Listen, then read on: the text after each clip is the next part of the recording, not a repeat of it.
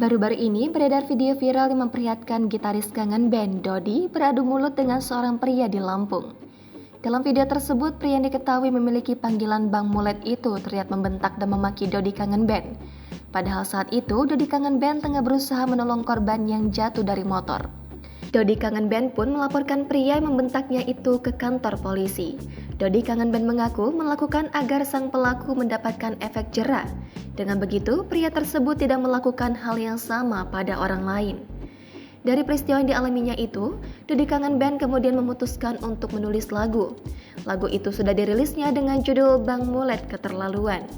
Dalam proses menulis lagu tersebut, Dodi membayangkan pria yang memaki dan membentaknya di jalan raya di Bandar Lampung. Petikan lirik dalam lagu tersebut adalah "Terima kasih Pak Polisi". Ia berharap lagu itu bisa trending. Lebih lanjut, Dodi kangen band berharap bisa mendapatkan rezeki karena telah membayar biaya rumah sakit korban yang ditolongnya. Sebelumnya, diketahui pria disebut memiliki panggilan Bang Mulet itu menuduh Dodi kangen band menabrak orang yang mengendarai motor di belakang mobil sang gitaris.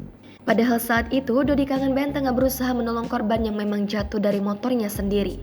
Bahkan, sang pria terus mengeluarkan kata-kata amarah kepada Dodi dengan nada suara tinggi. Dodi kangen band mengaku pria tersebut tak berhenti mengocehinya selama 1 jam. Kala itu, ia berusaha tetap sabar. Download Tribun X sekarang, menghadirkan lokal menjadi Indonesia.